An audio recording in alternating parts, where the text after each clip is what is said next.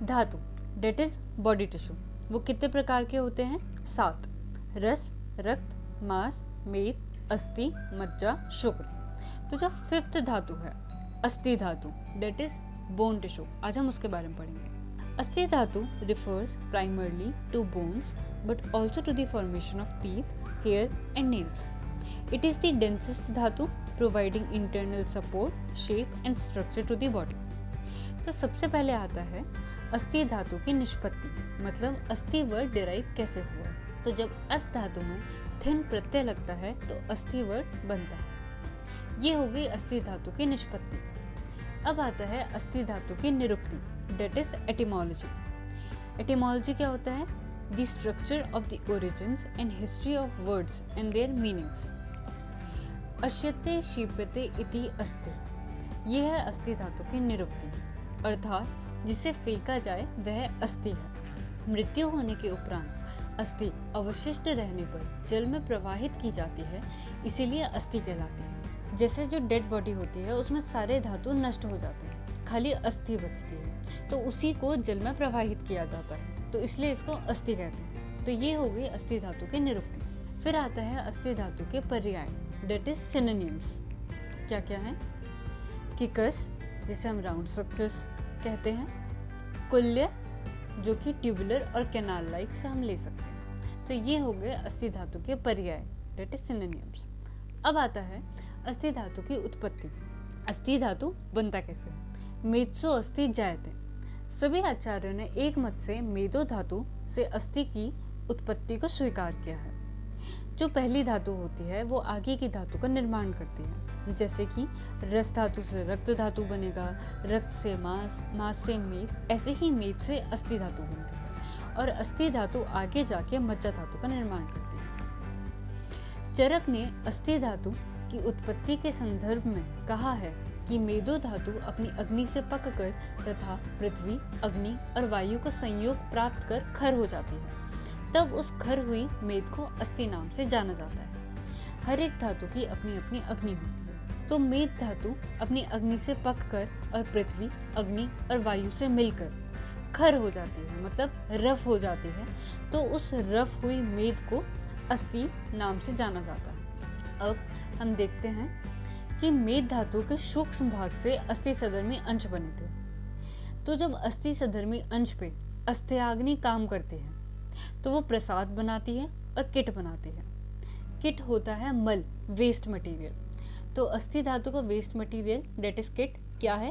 Cash, that is scalp hair, और रोम, that is body hair. अब जो प्रसाद होता है, जिसको हम सार भी बोलते हैं, वो स्थूल भाग बनाता है और सूक्ष्म भाग बनाता है। स्थूल भाग ज्यादा अमाउंट में बनता है और सूक्ष्म कम।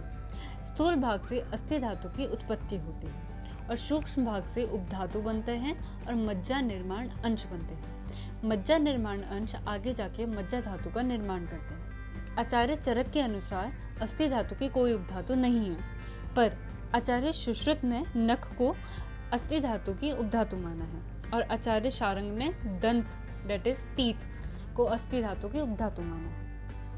तो ये हो गई अस्थि धातु की उत्पत्ति। अब आता है अस्थि धातु के गुण, डेट इज क्वालिटीज क्या क्या है। सबसे पहला है गुरु, हैवीनेस। फिर आता है खर, रफनेस। फिर कठिन, हार्डनेस। स्थूल, बल्कीनेस।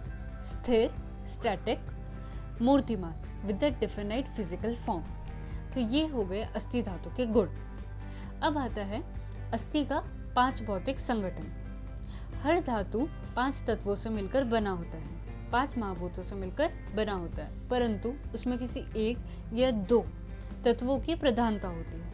आचार्य चक्रपाणि ने अस्थि धातु में पृथ्वी और वायु महाभूत की प्रबलता का उल्लेख किया है और आचार्य डल्हन ने पृथ्वी और वायु के साथ तेज महाभूत की भी प्रधानता बताई है।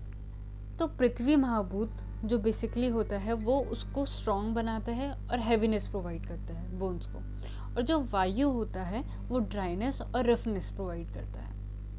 तो ये हो गया अस्थि का 5 भौतिक संगठन। अब आता है अस्थियाग्नि कर्म के परिणाम।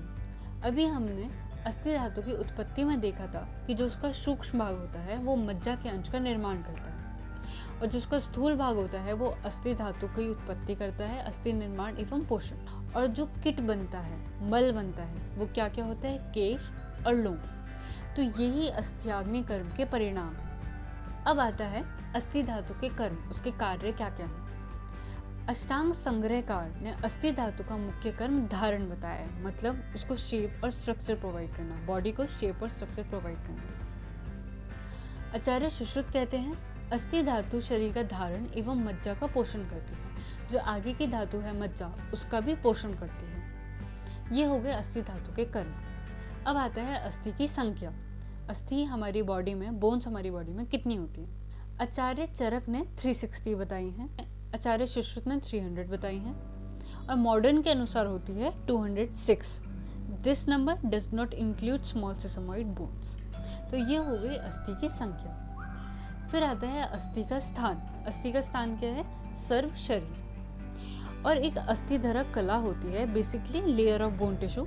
इस अस्थिधरक कला, कुछ आचार्यों का मानना है कि जो इनर लेयर होती है लार्ज इंटेस्टाइन की, जो फीकल मैटर को होल्ड करती है, जिसको हम पुरुषधरा कला भी बोलते हैं, उसका एक रिलेशन है अस्थिधरा कला से। कैसे? पुरुषधरा कला होल्ड्स दी अस्थि अग्नि, और लार्ज इंटेस्टाइन में वात दोष भी रहता है। तो जब लार्ज इंटेस्टाइन से रिलेटेड कुछ हेल्थ इशू आते हैं, जैसे कि गैस, कॉन्स्टिपेशन, तो that pathology is transferred to the bones which becomes more porous and air fit, जैसे कि ऑस्टियोपोरोसिस में भी होता है। अब आता है अस्थिवह स्रोतस। आचार्य चरक ने मेद, डेट इज एडिपोज टिश्यू, और जगन, डेट इज बटक, को अस्थिवह स्रोतस माना है, मतलब उसके चैनल्स। अब आता है अस्थि के प्रकार। 5 प्रकार की अस्थियां होती हैं। सबसे पहली है कपाल अस्थि, डेट इज फ्लैट बोन्स, जैसे कि स्कल बोन्स। फिर आता है रुचिका अस्थि, डेट इज फ्रेजाइल बोन्स, जिसमें आते हैं तीर। फिर आता है तरुणास्थियो, that is cartilage, nasal and ear bones.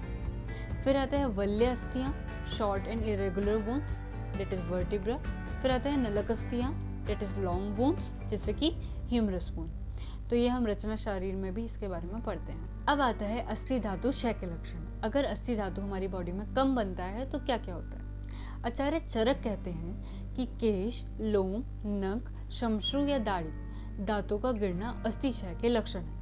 मतलब हेयर फॉल, जो स्किन हेयर्स जो होते हैं, और नेल्स होते हैं, और बियर्ड होती है, और दांत, इन सब का गिरना अस्थि क्षय के लक्षण है। आचार्य सुश्रुत का मानना है अस्थियों में पीड़ा, पेन इन बोन्स, दंत एवं नाखूनों का टूटना, रुक्षता, ड्राइनेस, ये अस्थि धातु क्षय के लक्षण।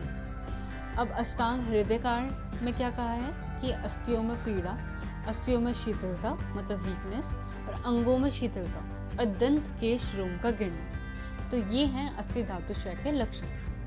अब आता है अस्थि वृद्धि के लक्षण। अगर अस्थि हमारी बॉडी में ज्यादा बनने लग जाए तो क्या क्या लक्षण होते हैं। सबसे पहला है अधि अस्थि, अधि अस्थि, एबनॉर्मल ग्रोथ ऑफ बोन। फिर अधिदंत, दांतों का अधिक होना या अप्राकृत वृद्धि, एबनॉर्मल ग्रोथ ऑफ टीथ। केश एवं नख की अतिवृद्धि। तो ये हो गए अस्थि वृद्धि के लक्षण। अब आता है अस्थिसार पुरुष के लक्षण, जिसमें अस्थि एकदम ठीक अमाउंट और क्वालिटी में होती है। तो उस पुरुष के क्या लक्षण हैं। एडी, डेट इज हील, गुल्फ, फिटलॉक और एंकल, जानू, knee joints, arm with fist, जत्रु, क्लेवाइकल बोन, चिवोक, जॉ, सिर, हेड, पर्व जॉइंट्स, ये सब स्थूल होते हैं। अस्थियां बहुत स्थूल होती हैं। नख एवं दंत स्थिर होते हैं, बहुत उत्साही होते हैं, कमरे, डेट इज एनर्जेटिक होते हैं, कष्ट सहन करने वाला, दृढ़ एवं स्थिर शरीर वाला, दीर्घायु वाला, जिसका सिर एवं कंधा बड़ा हो, दंत, अस्थि एवं नख स्थूल एवं दृढ़ हो। तो ये सारे अस्थिसार पुरुष के लक्षण हैं। अब आता है अस्थि एवं वात का संबंध। अस्थि और वात में क्या रिलेशन है। अस्थि आश्रय है और वात आश्रय है, मतलब इन दोनों का आपस में एक म्यूचुअल रिलेशन है। अस्थि एवं वात में आश्रय आश्रय संबंध है, किंतु रस एवं कफ, रक्त एवं पित्त आदि के आश्रय आश्रय संबंध से भिन्न है, क्योंकि कफ एवं रस को बढ़ाने वाले आहार विहार समान होते हैं, किंतु वात एवं अस्थि के इस प्रकार का संबंध नहीं है। वात वृद्धक आहार से जहाँ वात की वृद्धि होती है, किंतु अस्थि का क्षय होता है। हमने पढ़ा था जैसे कफ बढ़ता है तो रस भी बढ़ता है, पित्त बढ़ता है तो रक्त भी बढ़ता है, और अगर हम कफ वृद्धक आहार खा रहे हैं तो रस अपने आप ही बढ़ जाता है। परंतु ऐसा अस्थि और वात के बीच में नहीं होता है। अगर हम वात वृद्धक आहार खा रहे हैं जिससे वात की वृद्धि होती है, पर उससे ऐसा नहीं है कि अस्थि की भी वृद्धि होगी, उससे अस्थि का क्षय होता है। तो ये हो गया अस्थि एवं वात का संबंध। तो ये हमारा अस्थि धातु भी कंप्लीट हो गया। आगे की धातु है मज्जा धातु, वो हम नेक्स्ट वीडियो में करते हैं। Thank you.